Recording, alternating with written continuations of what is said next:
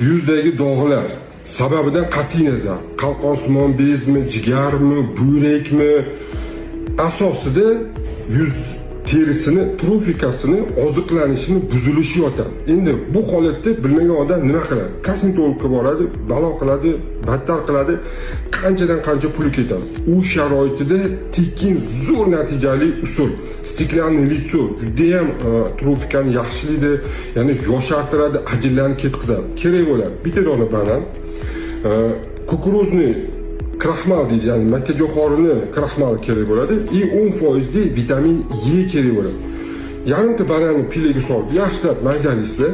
Bir osh qoshiq kraxmal solasizlar, jo'xorinikini, 3 ta ampuli, 3 ta dona ampuli vitamin E ni solasizlar, yaxshilab aralashtirib, bir kunda bir mahal sulasizlar, 30 minut turadi, yuvib tashlaysizlar.